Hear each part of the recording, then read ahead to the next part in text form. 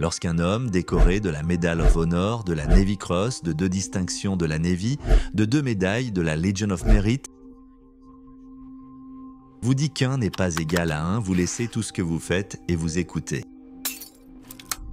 Dans le cas de cet homme, il nous dit que l'Antarctique n'est pas ce que nous connaissons. Au contraire, l'Antarctique est un continent prospère, habité depuis des générations. S'il a raison, cela signifie que tout ce que notre gouvernement a dit était mensonger. Je sais qu'il mente, mais ce mensonge serait le plus grand mensonge. Et puis, on commence à comprendre que le problème ne réside pas dans les mensonges, mais dans ce qu'ils dissimulent en Antarctique, qui les a poussés à mentir. L'amiral Richard E. Byrd était l'un des officiers les plus décorés de la marine américaine. Il est le seul personnage de l'histoire à avoir eu 3 défilés de banderoles à New York, en 1926, 1927 et 1930 en son honneur. Il était également l'un des 4 seuls officiers américains de l'histoire à porter une médaille à son effigie. En matière de réussite, d'authenticité et de récompense, Richard E. Byrd est unique. Mais Byrd était surtout connu pour ses expéditions. Il explorait des endroits où personne ne voulait aller. Byrd voulait toujours être le premier en tout. C'était une véritable obsession pour lui, ce qui explique peut-être pourquoi il a reçu tant de distinctions, comme celle d'être le premier et le plus jeune amiral à seulement 41 ans. Son obsession d'être le premier explique pourquoi il n'a eu aucun mal à diriger l'expédition en Antarctique. Du début des années 1900 au début des années 2000, il a dirigé 5 voyages différents en Antarctique. Les 3 derniers ont été financés par le gouvernement américain, tandis que les 2 premiers ont été financés par ses propres moyens et par quelques croyants. Le premier voyage de Byrd en Antarctique a eu lieu en 1928 avec 2 navires et 3 avions. Tout au long de l'été, des expéditions furent organisées pour prendre des photos et étudier les roches, et un contact radio permanent avec le monde extérieur fut maintenu. Puis, durant l'été 1933 à 1934, Byrd entreprit son 2e voyage et travailla seul pendant 5 mois dans ce qu'on appelait une base avancée, une station météorologique. C'est au cours de cette expédition qu'il faillit mourir d'une intoxication au monoxyde de carbone provoquée par un poêle mal aéré. Si toutes ces expéditions furent formidables et utiles, ce ne furent pas celles dont on parlait le plus. Les 2 premières furent exemptes de toute controverse, mais la 3e non. Et curieusement, c'est à ce moment-là que le gouvernement commença à s'impliquer dans l'expédition de Byrd. De 1946 à 1947, Byrd dirigea une expédition appelée Opération High Jump, qui établit une base de recherche sur la plateforme de Ross, baptisée Little America 4.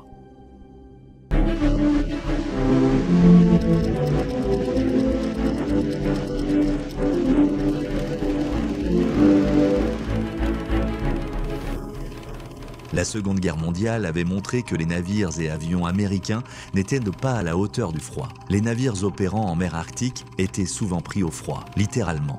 Des avions en provenance du Groenland et même d'Islande s'écrasaient simplement à cause des conditions météorologiques. Face à cela, les États-Unis ont élaboré une série de mesures pour faciliter l'utilisation de ces navires et avions dans les conditions arctiques. Parallèlement, ils souhaitèrent vérifier si cela était réalisable à longue distance. L'opération High Jump devait être créée pour tester et trouver des réponses à ces questions. Une force navale se rendrait en Antarctique dans le cadre d'un exercice pour évaluer la résistance de l'équipement au froid. Elle cartographierait ensuite une grande partie de ce territoire, soit pour revendiquer le territoire, soit pour satisfaire la curiosité du Pentagone. Et la personne la mieux placée pour ce genre de mission était l'intrépide et expérimenté amiral Byrd. L'opération s'est si bien déroulée qu'elle a été interrompue prématurément. C'est grâce à cette mission que les navires et avions seraient hivernés dans les années qui ont suivi High Jump, afin de pouvoir repartir en guerre contre les soviétiques si une guerre éclatait. L'exemple le plus connu est celui des bombardiers B-29 à capacité nucléaire préparés pour l'hiver afin de pouvoir décoller d'Alaska.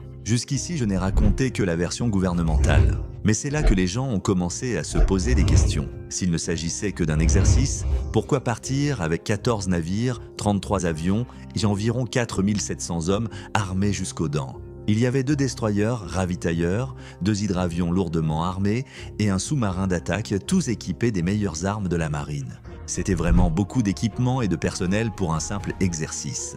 Apparemment, ils avaient besoin de ce nombre pour combattre les nazis en Antarctique. Voyez-vous, en décembre 1938, Hitler savait déjà qu'il allait déclencher une guerre. Il mettait donc les choses en ordre et recevait de l'aide de tous côtés.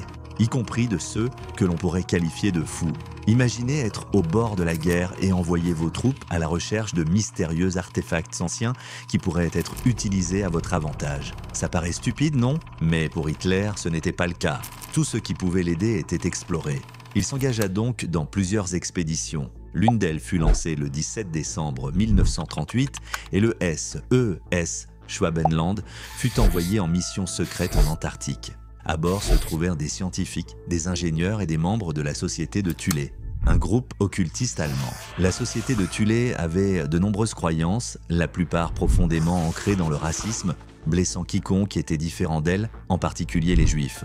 Mais l'une d'elles croyait qu'une race d'êtres humanoïdes hautement évolués, les Ariens, existait quelque part dans les profondeurs de la Terre, et que l'entrée du monde des Ariens se trouvait au pôle Sud. La mission secrète confiée par Hitler au SS Schwabenland consistait à trouver l'emplacement d'une base souterraine secrète et à entrer en contact avec les Ariens vivant dans la Terre creuse. Une fois le contact établi, ils devaient négocier l'accès à leur technologie afin de pouvoir l'utiliser dans la guerre à venir. Le navire atteignit la côte antarctique un mois plus tard et, pendant les 2 semaines suivantes, cartographia des centaines de milliers de kilomètres carrés du continent, à environ 240 kilomètres à l'intérieur des terres. Une reconnaissance aérienne découvrit ce que l'on appelle une oasis arctique, une zone d'environ 780 km². Cette zone était libre de glace, remplie d'eau chaude et abritait même une végétation, ce qui ne devrait pas être le cas. L'océan sous l'oasis était une cheminée géothermique qui maintenait la zone relativement chaude. C'était l'endroit idéal pour une base, notamment pour les sous-marins. C'est là que les nazis établirent la tristement célèbre base souterraine connue sous le nom de base 211. Au cours de la Seconde Guerre mondiale, la base 211 devint un immense complexe aussi grand qu'une petite ville. Constatant ce qui se passait, le gouvernement américain s'inquiétait de ce qui se passait en Antarctique. Qu'est-ce que cela signifie déjà? Gardez vos amis près de vous, vos ennemis encore plus près. Et c'est ce que l'Amérique allait faire avec l'opération High Jump. Or, l'opération High Jump était censée durer 6 à 8 mois. Mais rappelez-vous, j'ai dit que la mission avait été écourtée parce qu'elle avait été un succès. Elle n'a duré que 40 jours et presque immédiatement, tout le monde a été évacué et l'opération a pris fin. La marine a expliqué que c'était parce que l'hiver arrivait tôt et que le temps se dégradait. Mais en Antarctique, février était le plein été. Leur déclaration ne correspondait pas aux faits. Rappelez-vous qu'ils étaient allés là-bas au départ pour tester leur matériel contre le froid. Si ce qu'ils disaient était vrai, le temps ne devrait-il pas être parfait pour leurs tests? C'est à ce moment-là que les théories du complot ont commencé à émerger. S'est-il passé quelque chose en Antarctique qui a poussé l'important groupe de la marine à rentrer aux États-Unis? Probablement pour réévaluer la situation et se regrouper. Et pourquoi se regroupait-il? Pendant longtemps, personne ne le savait. Mais tout a changé lorsqu'un journal a été retrouvé. Lors d'un de ses vols de routine, l'amiral Byrd survolait le pôle Sud, tout en s'adressant au public américain en direct à la radio, retransmise par la marine. C'était comme regarder votre influenceur préféré parler ou partager ses expériences. Cependant, pendant l'émission, Byrd a été coupé de son monologue radiophonique pendant près de 3 heures. Personne ne pouvait l'entendre, pas même la marine. C'était un problème. Personne ne savait où se trouvait Byrd, ni ne pouvait communiquer avec lui. C'est après la publication du journal de Byrd que nous avons pu voir ce qui s'était passé pendant ces 3 heures manquantes. Nous traversons la petite chaîne de montagnes et poursuivons notre route vers le nord autant que nous puissions en juger. Au-delà de la chaîne de montagnes se trouve ce qui semble être une vallée traversée en son centre par une petite rivière ou un ruisseau. Il ne devrait pas y avoir de vallée verdoyante en contrebas. Quelque chose cloche, c'est anormal. Nous devrions être sur de la glace et de la neige. À bâbord, de grandes forêts poussent sur les pentes des montagnes. Nos instruments de navigation tournent encore. Le gyroscope oscille d'avant en arrière. Byrd était tombé sur un endroit qu'il ne pouvait expliquer. L'Antarctique est l'un des endroits les plus froids de la planète. La chaleur et les plantations vertes et charnues ne devraient pas exister. Pour rendre la situation encore plus confuse, Byrd raconte qu'il ne voit plus le soleil, ce qui l'inquiétait car il avait des problèmes avec son système de navigation. Il a donc dû se fier au soleil pour s'orienter. Et maintenant, il ne le trouve plus. La lumière semble différente ici. Je ne vois plus le soleil. Nous tournons encore à gauche et apercevons ce qui semble être un gros animal en contrebas. On dirait un éléphant? Non, on dirait plutôt un mammouth. C'est incroyable. Et pourtant, il est là. Descendez à 300 mètres et prenez des jumelles pour mieux examiner l'animal. C'est confirmé. Il s'agit bien d'un mammouth. Signalez-le au camp de base.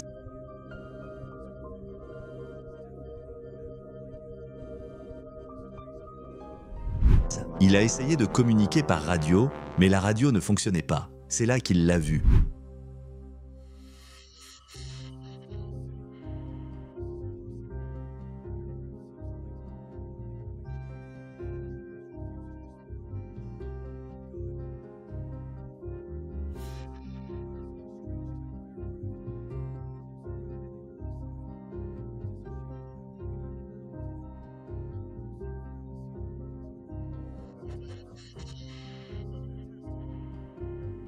Même moi, je ne sais pas ce qu'il a vu. Était-ce un extraterrestre? Une civilisation ancienne? Étaient-ce vraiment les Ariens que les Allemands recherchaient? Que s'agissait-il? La radio de Bird commence enfin à fonctionner et une voix se fait entendre, parlant anglais avec un accent nordique ou germanique. La voix dit à Bird qu'il l'aiderait à atterrir et qu'il n'a pas à s'inquiéter, qu'il est entre de bonnes mains. C'était pendant la Seconde Guerre mondiale. Alors, entendre quelqu'un dire avec un accent allemand qu'on lui faisait confiance, c'était comme faire confiance au diable.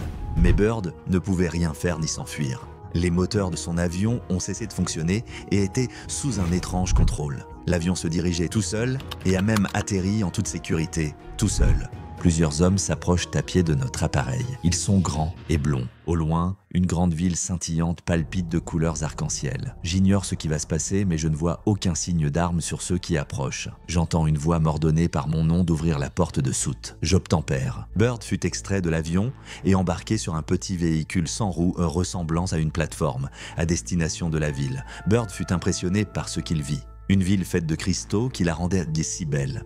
Il fut ensuite conduit dans un grand bâtiment et c'est là qu'il rencontra celui que l'on appelait le maître.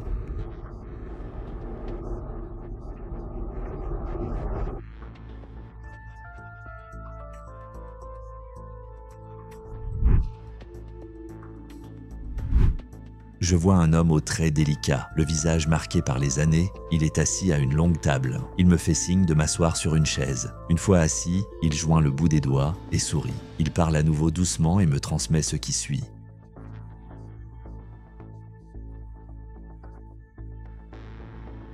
Nous vous avons laissé entrer ici parce que vous êtes de nobles caractères et bien connus sur la surface, amiral.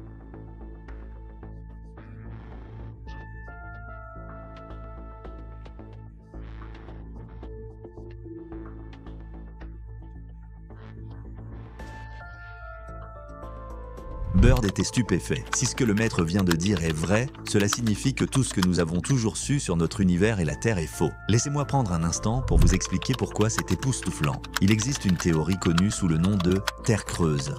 Certains croient fermement qu'il y avait et qu'il y a probablement une ouverture vers le centre de la Terre. Dans les années 1690, l'astronome anglais Edmund Halley déclara à la Royal Society de Londres qu'il pensait que la Terre était constituée de coquilles sphériques empilées qui tournaient dans différentes directions autour d'un noyau central. Halley pensait que l'espace entre les coquilles pouvait réunir des conditions propices à la vie.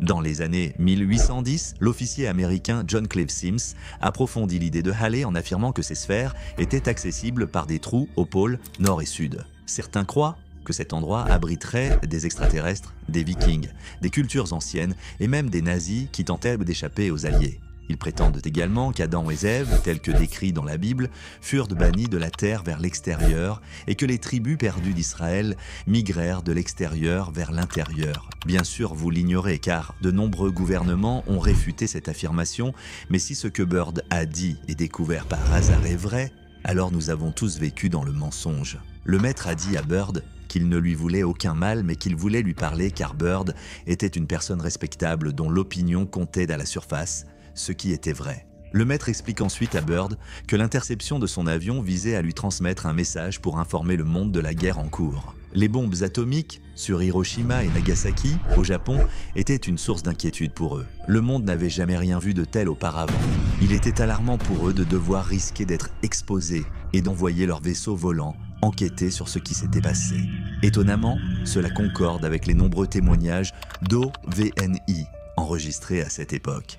Et curieusement, on les voit surtout dans les centrales nucléaires susceptibles d'être utilisées pour une guerre nucléaire. Plus tard, les centrales signalent généralement un dysfonctionnement ou un sabotage, comme dans le cas du Spaceman de Solway Firth. C'est étrange de penser ou de dire cela. Mais il est étrange que nous n'ayons pas connu de troisième guerre mondiale, même si je ne prie pas pour qu'elle se produise. J'aime la paix. Mais sachant que l'humanité préfère la division à l'unité, c'est tout simplement étrange. Alors, peut-être devons-nous la vie à ces gens. Le maître ne cesse de répéter qu'ils doivent intervenir parce que l'humanité a appris à manipuler certains pouvoirs. Nos émissaires ont déjà transmis des messages aux puissances de votre monde, et pourtant, elles n'en tiennent pas compte. Votre race a maintenant atteint le point de non-retour. Car certains parmi vous préféreraient détruire votre monde plutôt que d'abandonner leur pouvoir tel qu'ils le connaissent. L'âge des ténèbres, qui s'abattra sur votre race, couvrira la terre d'un voile noir. Mais je crois que certains d'entre vous survivront à la tempête. Au-delà, je ne peux se le dire, nous voyons au loin un nouveau monde surgir des ruines de votre race à la recherche de ces trésors perdus et légendaires, et ils seront ici, mon fils, en sécurité sous notre protection. Lorsque ce moment viendra, nous reviendrons pour aider à faire revivre votre culture et votre race. Peut-être aurez-vous alors compris la futilité de la guerre et de ses conflits. Et après cela, une partie de votre culture et de votre science sera rendue à votre race pour un nouveau départ. Toi, mon fils, tu dois retourner à la surface avec ce message. Après avoir reçu le message complet, Bird fut escorté hors de la pièce et revint rapidement à leur avion, puis à la cité de Cristal. Dès leur départ, un message radio arriva. « Nous vous quittons maintenant, amiral. Vos commandes sont défecto sont libres, au large de Védersien. » Et voilà, Bird était perplexe quant à ce qui venait de se passer. Finalement, sa radio fonctionna et la marine put le joindre. Le 11 mars 1947, après l'interruption de l'expédition, il assista à une réunion d'état-major au Pentagone où il fut débriefé et fit part à tous de ce qu'il avait vu et du message reçu. Après ce débriefing, l'amiral Bird fut détenu pendant plusieurs heures, 6 heures et 39 minutes pour être exact. Il fut interrogé attentivement par les forces de sécurité de haut rang et une équipe médicale. Il fut placé sous stricte surveillance et reçut l'ordre de garder le silence sur tout ce qu'il avait vu ou entendu à la cité de Cristal. On lui rappela qu'après tout, il était un militaire et devait obéir. Leur plan a fonctionné, car Bird a rarement accordé d'interview après l'opération High Jump. Il était toujours attentif à ses propos, mais le fait que Bird l'ait consigné dans son journal et que sa publication ait eu lieu après sa mort lui a valu le dernier mot. Bird a quitté l'expédition et est retourné au Chili, car c'est là que la marine s'est d'abord repliée avant de rentrer chez elle. Il a été interviewé par un journaliste chilien et dans cette interview, il a évoqué la façon dont les États-Unis seraient confrontés à un ennemi capable de voler d'un pôle à l'autre. Cela semblait étrange et les gens se sont demandé ce qu'il voulait dire. Mais après la publication de son journal, on ne pouvait s'empêcher de se demander s'il parlait de la civilisation qu'il avait rencontrée au pôle Sud. Le fait que le secrétaire à la Défense, James Forrestal, se soit suicidé, entre guillemets, n'a pas arrangé les choses. Selon les rapports officiels, Forrestal se serait jeté par la fenêtre de l'hôpital psychiatrique du Maryland peu après l'opération High Jump. Avant sa mort, il défendait l'existence des extraterrestres et souhaitait informer le public américain de ce problème. Être étiqueté comme fou, admis dans un hôpital psychiatrique et aurait ensuite sauté dans le vide. Le seul homme qui savait quelque chose sur l'opération High Jump et qui allait en parler était mort. Affaire classée. Comme d'habitude, certains critiques avancent des arguments solides contre les gens qui inventent des histoires. Je me retrouve parfois critique face à ce genre d'histoire. Par exemple, on croyait que les histoires de dysfonctionnement d'équipement étaient de l'œuvre d'extraterrestres, mais il s'avère que le froid extrême a provoqué de nombreux dysfonctionnements. C'est la raison pour laquelle l'opération High Jump a été créée. De plus, lorsqu'il a évoqué les attaques des États-Unis sondage par sondage dans son interview, il parlait d'attaques allemandes venant du pôle Sud vers le pôle Nord, pas nécessairement d'extraterrestres. Les journalistes ont le don de rendre la simplicité extravagante pour capturer des gens et vendre plus de journaux. Mais la critique la plus importante était que le journal n'existait pas. Et oui, il n'a jamais été écrit par Bird. C'était un mensonge tout comme la démystification de l'affirmation selon laquelle Byrd était le premier homme à avoir atteint le pôle Nord. Un titre qu'il a conservé longtemps, même après sa mort, jusqu'à ce que quelqu'un, assez curieux, en remette en question la possibilité et découvre au bout d'un moment qu'il n'était pas le premier à avoir atteint le pôle Nord. Cependant, ce qui m'inquiète, c'est que presque tous les pays du monde qui se disputent pour des broutilles décident de s'unir et de vivre en paix et en harmonie concernant l'Antarctique. C'est ce qu'on appelle le traité sur l'Antarctique, signé dans les années 1960 et qui fixe les règles de l'Antarctique. Je ne sais pas si vous savez quelque chose de ce continent,